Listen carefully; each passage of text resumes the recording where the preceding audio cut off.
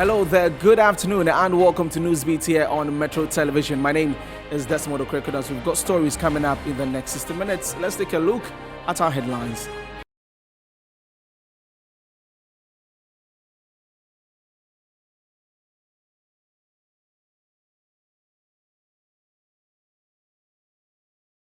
And Supreme Court dismisses review application filed by embattled Asin North MP James Gyakye Quayson on barring him from performing his parliamentary duties. We'll bring you details on that.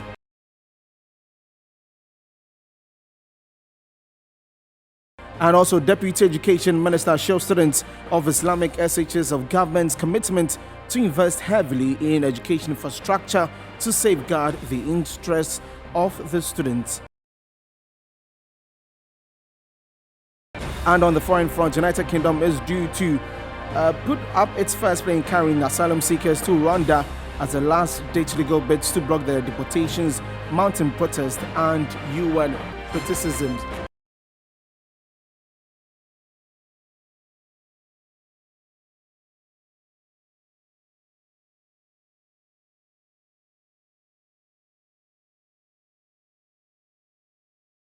And we are streaming live on all social media platforms at Metro TV Ghana. Let's get into the details now. And the Supreme Court, by a unanimous decision, has dismissed a review application brought before it by the embattled Asin North Member of Parliament, James Gyakye Quayson. The Member of Parliament in this application was seeking a review of a decision that barred him from holding himself as an MP. The 9-member panel upheld the earlier ruling of the Apex Court barring James Gyakye Quayson from holding himself as Member of Parliament. In their unanimous decision, the judges dismissed the application on grounds that the application did not meet the threshold for the court to exercise its discretion in his favour. In his application, the Member of Parliament for Asin North, James Gyakye Quayson, is seeking a review of the restraining orders against him from holding himself as a legislator after a suit challenging his dual citizenship status by Michael Ankoma Nimfa in an interlocutory injunction against him. While the applicant's lawyer, Chachu Chikata, argued to the defense of the application as filed by his client, Frank Davis opposed the application, praying the court to strike out the application, arguing it lacks merit. Representation must be done legally, and as far as the Cape Coast High Court decision so holds, he did not qualify, and therefore it is the law. He sought to be a member of parliament to pass laws for you and I to obey, to go by, and he should have known better. So you cannot just get up and say that you represent a constituency. It must be done within the confines of the law. And still on that story, a Deputy Minister of Education, Reverend John Itimfojo, says all necessary measures needed to safeguard the safety of staff and students of Islamic SHS are in place. He assured them that their concern regarding poor nature of their roads are being addressed. As a matter of fact, when the incident occurred yesterday, the Minister for Education, Dr. Yao Seduchum, delegated myself and the team to come here to ascertain the facts firsthand and to take steps to ensure that we restore calm and to ensure that we restore normal academic work and ensure that the necessary psychosocial support is given to the traumatized students as well as the teachers. We have come, we have engaged the headmaster, the teachers, the student population. We have visited the various health facilities that are catering to the injured. And thankfully, 22 out of the 38 yesterday, right in our presence, were treated and discharged. We brought them back to campus to connect back with their colleagues. The 16 are also expected this morning, many of them to be discharged, and the rest also follow till by close of day. We are very hopeful that by close of day, all of them will be fine to come back to study. This morning, Form 1s are sitting the exam. We have come to make sure all is in place They are in good condition. They are in high spirit. They are so ready for the exam. The teachers have also done their best. The head of school, they've put in place all that they need to put in place. Yesterday, together with the regional director of education and the mayor of Kumasi, we also held discussions with the regional minister.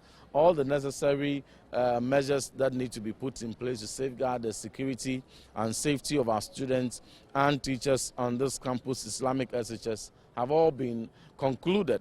And as a matter of record, we have secured firm assurances of the construction of the necessary safety marks and road speed ramps around the presence of the campus and on the main road that is the access road to the school. So that principal request, we have obtained some very firm assurances that are going to be done with alacrity. The collective efforts that we all have put in, together with IGP's also very swift trip here and the measures put in place, which led to the interdiction of some top police officers and investigations ongoing, all give us very strong assurance that our students are in good condition. So we assure the general public, particularly those who have the awards in this school, to be most assured, sincerely, that their children are safe, they are doing well. The few that got injured are receiving and responding to treatment, and the necessary psychosocial supports are also deployed. We will continue to follow the situation, but for now, the situation has calmed. Well, still on that situation, parents whose children are students of the Islamic Senior High School have expressed their gratitude to the Inspector General of Police for his swift action regarding that particular situation in the school, and they have been speaking to Metro News. I think they have acted well. That it needs, justice sometimes needed, so that you all pay it and be disciplined, because that brings things down. You see that when you came here, the morals of the school, as if nothing has happened, the morals of everybody and the morale of everybody is high because the IGP has acted swiftly, and you support the IGP. In taking that step. Omudi bumper esim. Tiana de eye chenra. Na kuma atomiye a chenra. Eno de na edoma ye hamma. And I said nkwala ne si fenti no. We ye hwan a we ye mbehyew. Uti fie kura na wamba ha. Na wo show TV so a ehu ankasa. Ti ena de yamiase. Pa me ba ye de IDP no aye ade. Said ya hasi ye din nkola ni na wo inside omo ye exam sokora nti me twe ama omo ma break ansa na me hu me ma no mpanyifo nso wa ha bebre firi nkran ne kasi aba ha omo aye bibia kama omo kasa de o discipline apem pa efisa wo hwe kwan ne mu kura wo be kasa bibia nsi nti eno nso ye good omo aye. Let's get some more details on this, and we have now been joined on Zoom by our Ashanti regional correspondent, Abdul Basit, to bring us up to speed on this particular one. Hello, Basit, good afternoon, and thank you for joining us. We know that there's been some swift response from the IGP. What else can you tell us? Hello, Basit. Okay, so we're trying to get our Ashanti regional correspondent, Basit, to give us some more details on that. And for now, we know that the police service has suspended the Ashanti Regional Police Command in a swift response to this. We'll speak to Basit in a bit. And the Member of Parliament for Nsawam Adowadri, Frank Anodompre, has also been reacting to the incident that occurred at the Islamic school in Kumasi yesterday. Here is a tweet from the lawmaker. So he says that these incidents are becoming too many. Just as we love and respect the police to deal with such matters, and particularly ensuring public orderliness, the police should up their professional antics and tactics in the handling of such infantile challenges.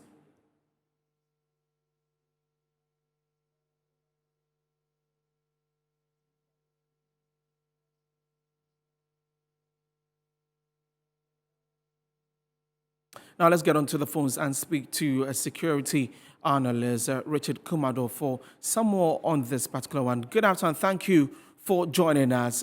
With what happened yesterday at the Islamic Institute in Kumasi and the approach from the Ghana Police Service, I mean, we've all condemned that, but what do you think was the right approach that should have been used by personnel of the police service? Number one, I'm a security consultant. I'm not a security analyst. Number two, I agree perfectly with the parents for applauding the IGP. That is Dan Parry, and that is what he does best. That is his strength. So I wasn't surprised to get to Kumasi and ensure that the right thing is done. For causing a bit of a shake at the helm of affairs at the police in Kumasi,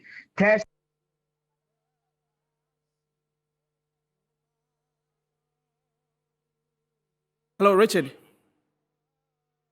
Okay, so we're trying to get Richard back on the line for more on this particular one. We're streaming live on Facebook at Metro TV Ghana and also on DSTV channel 277. And also you can follow us on Twitter and Instagram at Metro TV. And not forgetting our YouTube channel, also Metro TV Ghana. You're still watching Newsbeat here on Metro Television. We're taking a break. When we come back, we do some more stories. Please stay.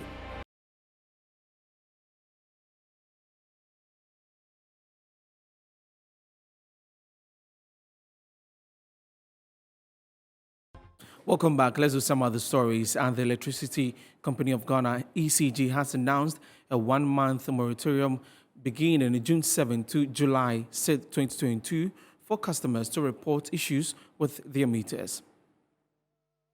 ECG Director of Customer Services, Anoche Abebrese, said customers caught stealing electricity after the moratorium will be charged in accordance with the law and dealt with accordingly. He stated, postpaid customers who have meters but do not receive bills, prepaid customers who do not purchase electricity credits, customers whose meters are faulty, and those who have bypassed or tampered with their meters and are therefore not paying for the full cost of power usage are to report to ECG's district or regional offices. As part of the audit, teams of ECG officials will be deployed to update customer information. We have, for the first time in our history, introduced a moratorium for customers prior to the auditing of all meters. Consequently, beginning 7 June 2022 to 6 July 2022, customers with the underlisted issues should report to our district or customer services offices for rectification. Meanwhile, responding to issues concerning the recent disagreement between residents of Krobo and ECG officials following the refusal of the residents to have prepaid meters installed, Anoche Abebrese said his outfit will begin the deployment of the meters in the company of security officers. We are going to deploy our men to the field to start the installation of prepayment meters. We've done a lot of stakeholder engagements with all the opinion leaders, those who matter in the area. So at least for now, I think calm is prevailing. And some members of Lolognon, a suburb of Bon in the Upper Manya-Krobo municipality in the eastern region, have expressed mixed reactions over the decision to install prepaid meters in their vicinity. A contingent of about 50 military personnel are expected to be deployed in the Krobo area to assist the ECG install the prepaid meters. They will come and change, they will start changing the postpaid with the prepaid. We had a meeting at Church of Pentecost premises, and the conclusion is that they will start with the commercial meters before they will come to domestic ones. But when they came, they didn't start this. They just go to the house and started fixing it. Are you people happy with that? Well, we are not happy. Why? Because where the confusion started from, they didn't start from that place. We're not happy because the bill is too much. You can't go and pay a month 10 million on a light bill.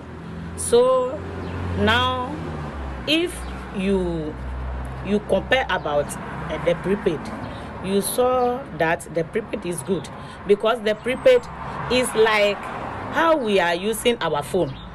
You go and buy, if your credit is finished, you go and buy it and put it into the phone. So this one too is like our phone.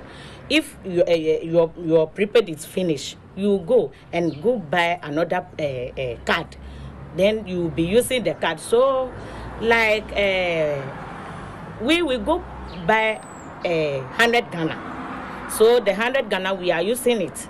So I didn't know that the 100 Ghana, it will reach like 1 month or 2 weeks or 3 weeks. But if it reach like 1 month, then I think it's good, because if I'll go and pay like 10 million or 6 million or 8 million, and now I am buying 100 Ghana, and I'll use the 100 Ghana onto a month, then I feel that one is better. So I like it. Regional commanders of Ghana Immigration Service have been charged to ensure the country's borders in their jurisdictions are kept safe and secure to prevent any unlawful entry by terrorist groups. He made the call at a 4-day evaluation program of the Ghana Immigration Service, and it was in Koforidua in the Eastern region. The 4 days workshop brought together regional commanders and top officials from the Ghana Immigration Service to deliberate on the evaluation strategic plan and recommendations to strengthen the operations of the service. Speaking at the event, the Deputy Controller General of the Ghana Immigration Service, Osu Mensah, said the program was developed to achieve numerous objectives to improve the service. He, however, charged the regional commanders to ensure that the borders are safe and secure to prevent activities of terrorists and extremism. We all know the times in which we are. I'm talking about the terrorist activities and violent extremism that seems all around us. As regional commanders, you have a big responsibility to ensure that borders under your command are safe. I know the government is putting a lot of things in place to ensure that Ghana remains safe from these attacks. The project manager for International Center for Migration Policy Development, Amala Obioboy Nwalo, added that the emergence of threats of terrorism has made it imperative to factor measures to avert terrorism. I take this opportunity to inform us, everyone here today, that the next phase of the Strengthening Border Migration Management Project, SMIG, is also looking at the development of the next strategic plan, which is why we are especially interested in the outcome of this evaluation, because the outcome of this meeting or the output from this meeting would feed into the next strategic plan. Now let's talk about the NPP. Out of a total number of 50 aspirants that picked their nomination forms to contest for the NPP national executive positions, only 4 candidates have so far filed their nominations. Today, about 10 aspirants are expected to file their nomination to affirm their readiness to contest for the various positions. My colleague Frederick Clarence Williams is at the NPP headquarters. Hello, Frederick. Good afternoon. Thank you for joining us. What more can you report for us from the headquarters of the NPP? Okay, since the opening of the filing of the nomination just yesterday, only 3 people filed for their nomination. But today, they are coming in their numbers. Today, we have about 7 persons have filed their nomination. So in total, we have about 10 people filing their nomination out of the 50 people that picked the nomination form. But they are coming because the day is too young. I'm expecting the big wins like Dombuedu and the rest to come and file their nomination today. But since the day is too young, I'm still expecting about, let's say, more than 7 people to complete the day today. And I was coming to that, can you name or mention to us any of them that have filed their nominations today? Okay, we have Musa Superior vying for the general secretaryship. He came around 9 o'clock to file his nomination. We have Bright Kumi vying for the national organizer position. He came also filed. We have Mustafa Salem also vying for the youth organizer position. We have Kweku Nkansa, vice chairman, also vying for the vice chairman position. We have Issa Kunata also vying for Nasara position. And then we have about, let's say, Macwell and then Anang also vying for the vice chairmanship position. So these are the number of people that have filed their nomination form. So we are still expecting about, let's say, 7 people to complete the nomination filing today. Okay, thank you very much, Frederick, for the information there. And let's get back to our earlier story about the incident that happened yesterday at the Islamic Senior High School. And our Ashanti Regional correspondent, Abdul Bassett, joins us via Zoom. Abdul, good afternoon. Thank you for joining us. What more can you report after the reaction from the Ghana Police Service and the visit of the IGP? Yeah, good afternoon, Jesse. I'm still at the campus of the Islamic Senior High School. As I speak with you right now, the students are inside the classroom writing their exams. You know, what triggered the protest in the first place was the main road in front of the school. When IGP came here yesterday, he assured the school that he would immediate effect allow officers to come and mount ropes in front of the school. So as I speak with you right now, that intervention has taken place in front of the school, and all vehicles passing through the main entrance of the school have been comporting themselves because of that ramp that has been created. Some parents also see there, but I can assure you that the campus here is very calm. Academic work is going on smoothly over here as I speak with you right now.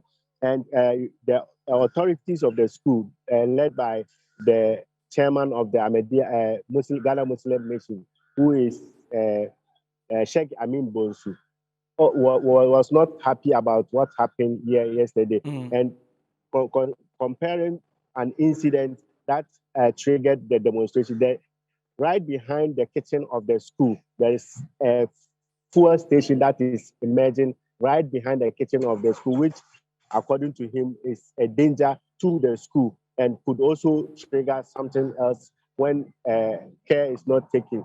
So these are some of the things over here. Right now, I saw the Ashanti Regional Police Commander also entering the office of the headmaster to interact with him. There are a lot of parents here waiting for their wards to finish writing their papers so that they have interaction with them to see how they are fed. But a lot of the students have been discharged and are back on campus here right now as I'm speaking with you. And remaining about 16 at the hospital. The Deputy Education Minister, when he visited there, assured their parents that whatever be, anytime they are discharged from the hospital, the school would make arrangements for them to write their exams separately due to what happened to them. So they will be given an opportunity to still write their exams when they come back on campus. So the atmosphere here is very calm as we speak right now. Now, we saw a number of parents trooping to the school yesterday when the incident happened. What have they been saying to you?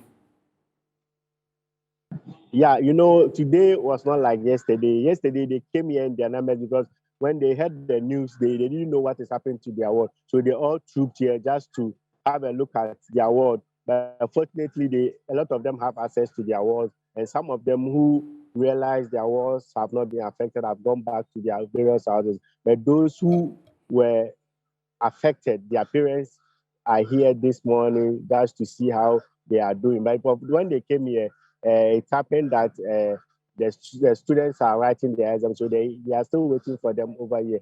They said they are happy that the atmosphere is calm today.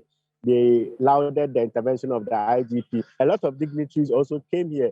I can mention of the Ashanti Regional Chief Imam, the Chief of Zongo Community, and a lot of other dignitaries. The KMA Mayor was here just to ascertain the exact situation over here. And they've all calmed down tension, and the atmosphere is very calm over here.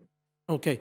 Thank you very much, Bassett, for the details there. We'll get back to him later for more on that. Let's do some other stories. And work on the second phase of the Tamale International Airport is 95% complete. This is according to Vice President Dr.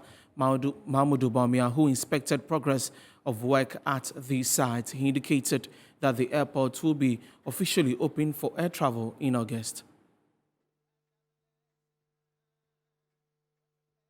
Going through what has been done so far, significant progress has been made. Indeed, over 90%, about 95%, the minister tells me, of completion so far. And it is just fabulous when you look at it. Major road has been done about 5 kilometers into the airport. You have a multi-purpose terminal, or the Hajj terminal. We have a separate terminal for Hajj, and we are expecting that that terminal will be put in use for this year's Hajj in terms of the pilgrims taking off from Tamale to Mecca. So that is a major accomplishment. And then you have the main terminal that has both the domestic as well as the international segments of the airport. A lot of work has been done, and I'm very, very pleased with the work so far, 95% completion. And we are looking forward to the opening of this airport formally, which will happen in August.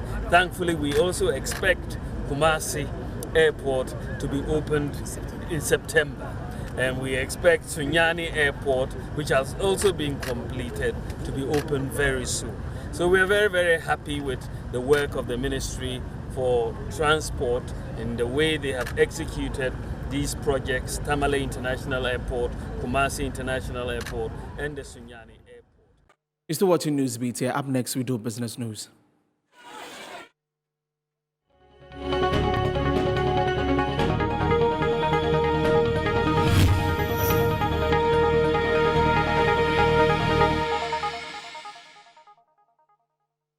And in business, the challenge of most small, medium-scale enterprises has been that of access to loans at moderate interest rates domestically.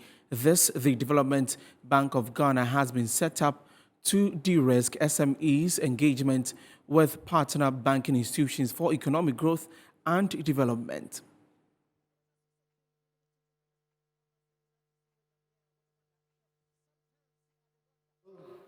The Agricultural Development Bank and the National Investment Bank have become universal banks and depend on short-term deposits. They are also regulated under a statute that does not provide room for broad-based support to the private sector through long-term lending, market access support through the development of our SMEs ecosystem. Based on the approval for the 2017 budget, government commissioned a feasibility study led by PricewaterhouseCoopers, which showed that in the banking sector, only 11% of loans are medium to long term, with most of these benefiting large corporate and state-owned enterprises. The report also showed that the capital markets remain shallow and incapable of supporting the availability of medium to long-term capital, unless a deliberate intervention is made to support these institutions, especially for private equity funds and corporate bond issues on the Ghana fixed income market. It is this detailed analysis that reaffirmed government's commitment to setting up the Development Bank Ghana, leveraging on the experience of very successful banks like Creditanstalt Ford Wieder Aufbau, KFB. I have to acknowledge my German.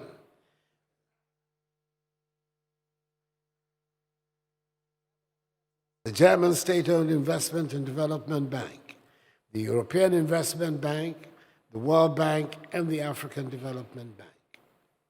In particular, the team in the Ministry of Finance had extensive technical engagements with their German counterparts in Frankfurt and here in Accra, and agreed on a framework to set up this critical institution, learning especially from the experience of KFW during its early years.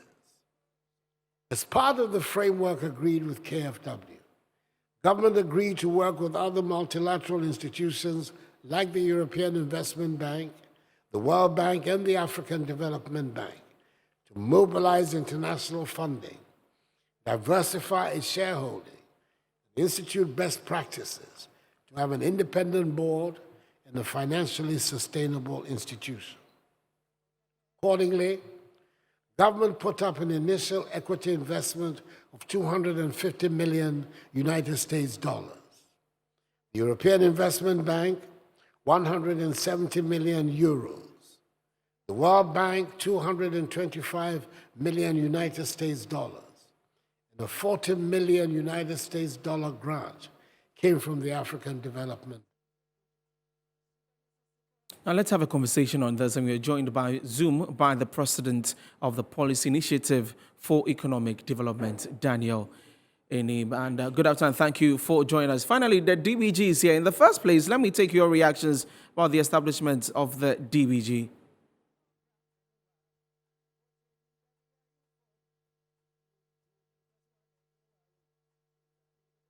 Hello, Daniel. Can you kindly unmute so that we can hear you?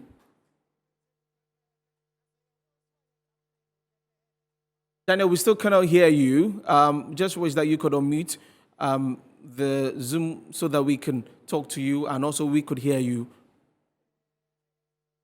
Okay, so we'll get Daniel back on the line as we talk more about the establishment of the DBG. Now let's do some of the stories. And farmers in Ahafo region have appealed to government to provide them fertilizers to help improve their yields and in turn expand their farms. They made the appeal when the sector minister paid a working visit to the region.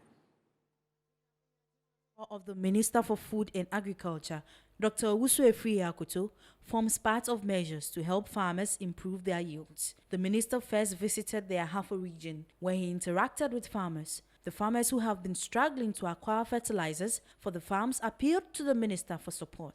We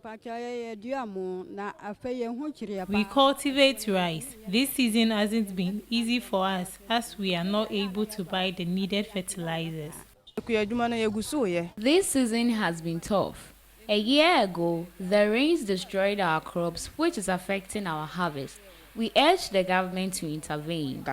The minister, after interacting with input dealers, farmers and extension officers in the region, assured government's commitment to help procure organic fertilizers for the farmers following the global shortage of inorganic fertilizers. This year they've had to cut back considerably on their production of maize from 40 acres to 25 acres because they say that the input prices have gone through the roof from 120 cedis of NPK fertilizer to about 400 Ghana cedis. They can't afford to operate the full capacity of the farm. We heard also the complaints across as we went around. So generally, I'm quite satisfied with progress. All the complaints were well noted. And as usual, we're going to go back to Accra and make the necessary arrangement for our technical team to follow up to make sure that what we have learned here will assist the farmers to improve upon their performance. The minister, in making do with his promise, visited the integrated compost and recycling plant of the Jospong Group of companies who have begun the production of organic fertilizers. Haida Said is the executive director of Jospong Group of companies. Our daily treatment capacity is about 400 tons. And the heavy machinery and wheel loaders, roll-on, roll-off, and so on, I think the investment will be even close to $15 million.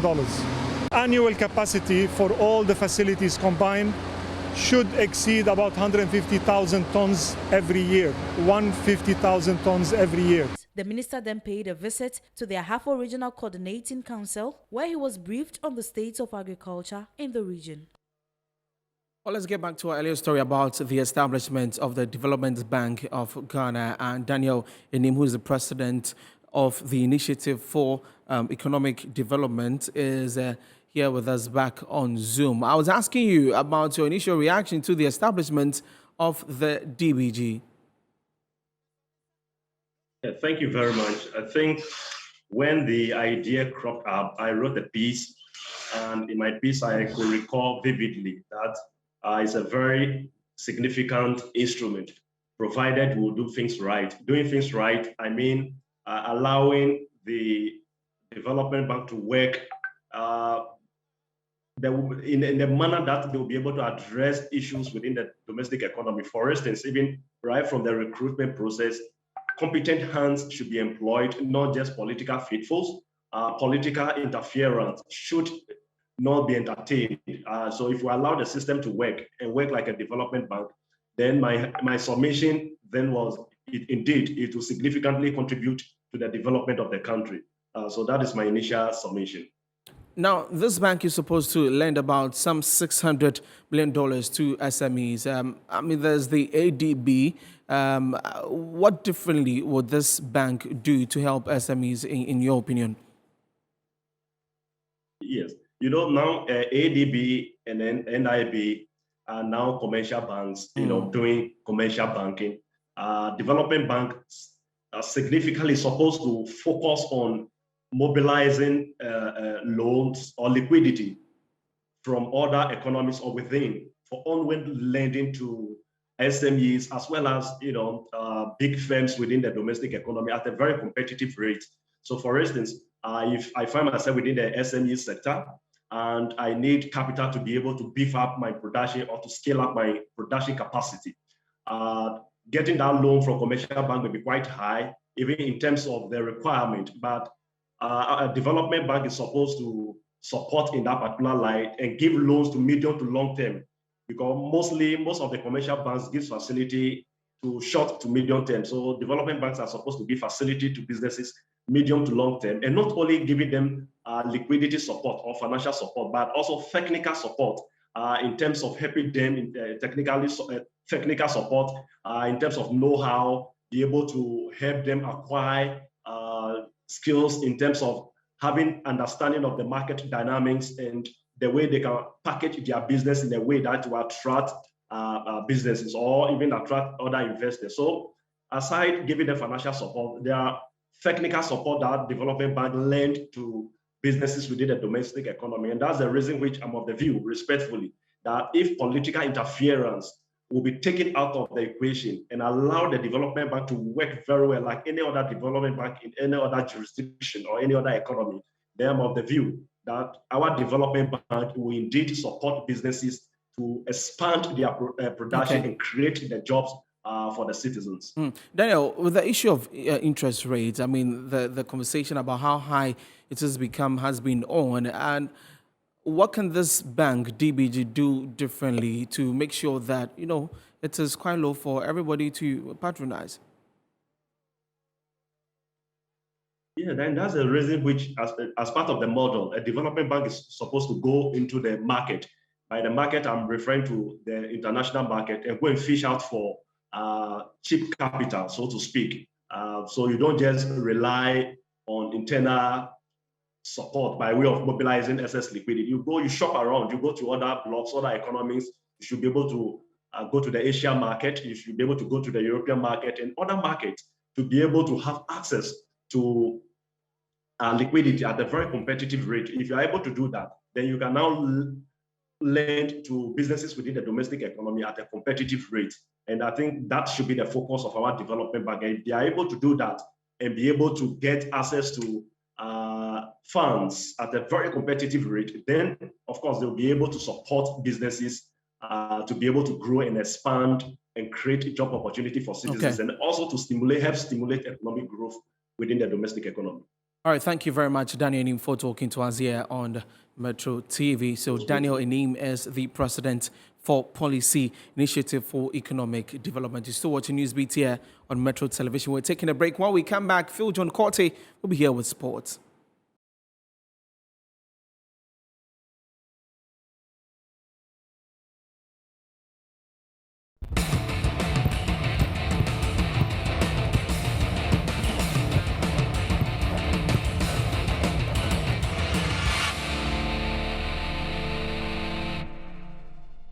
It's 47 past midday here in the Ghanaian capital, Accra. It's time for sports, and my name is Phil John Quarty. Let's go straight to Osaka in Japan, where the Black Stars finished third in the 2022 edition of the Kirin Cup after beating the men from Santiago Chile 3-1 on penalties. An exciting match played at the Panasonic Stadium in Osaka. After end-to-end stuff in the regular time, it was Otoado's side that managed to secure victory. There you're seeing the highlights on your screen when Ghana came face-to-face against the men from Santiago, Chile, in the third place of the 2022 edition of the Four Nation Tournament known as Kirin Cup in Japan.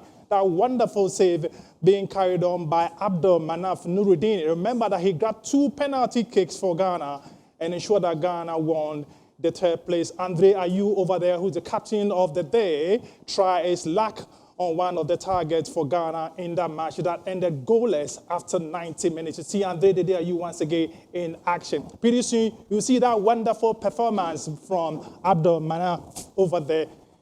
Penalty kick also you're seeing over there. Yeah.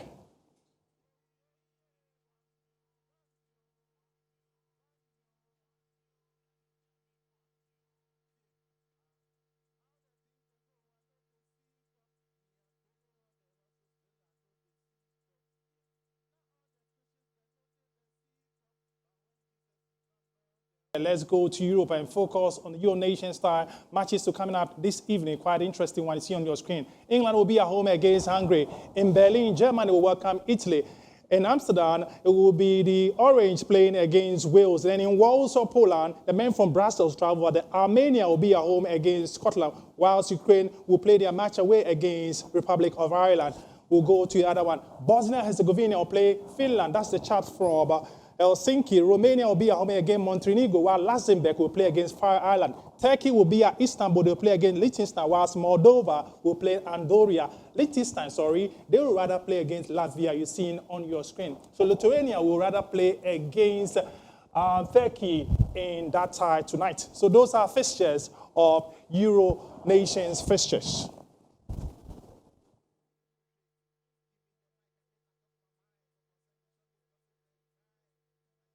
Well, that's your sports. My name is Phil John Quardenaya is smiling and ready for showbiz. Thank you, Johnny. Entertainment is next.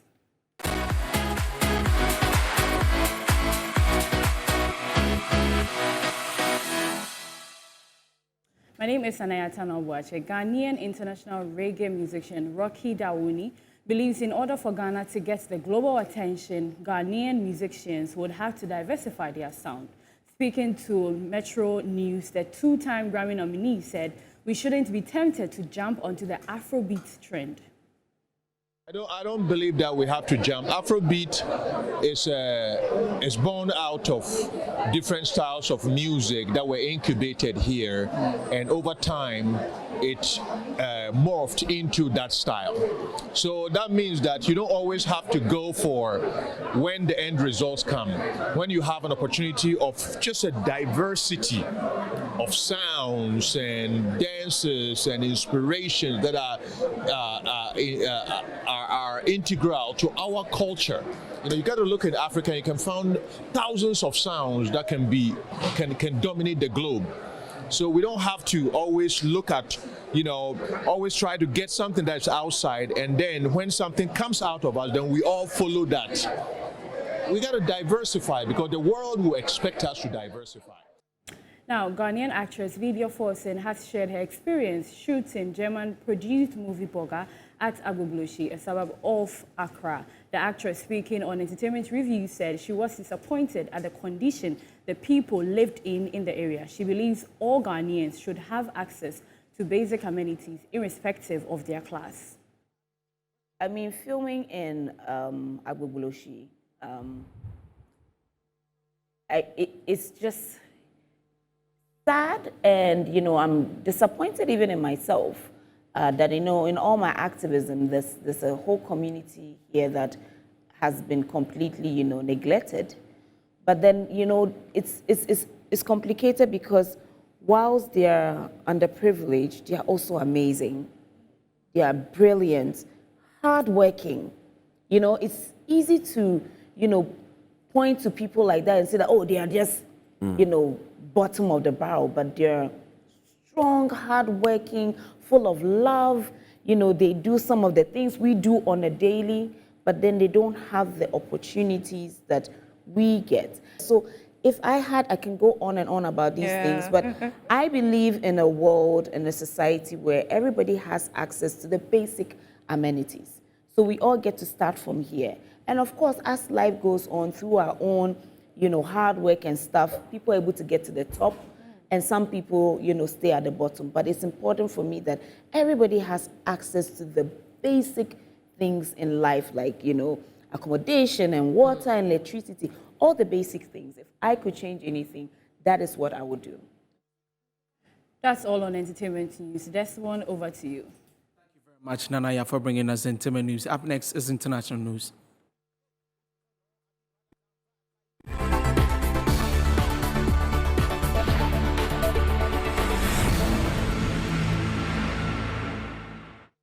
And the United Kingdom is due to send a first plane carrying asylum seekers to Rwanda despite last legal bids to block the deportations, mounting pressure after UN criticism.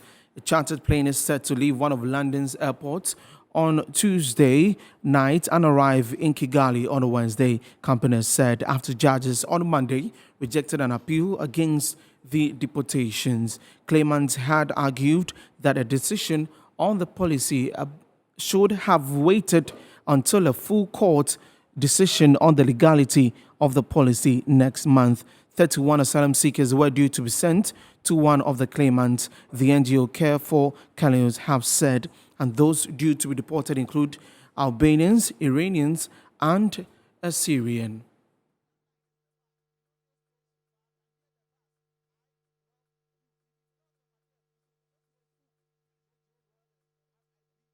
And that's all for the news this afternoon. Many thanks for watching. I am Desmond Okreku Dance. We'll be back at 7 with News Night. Bye.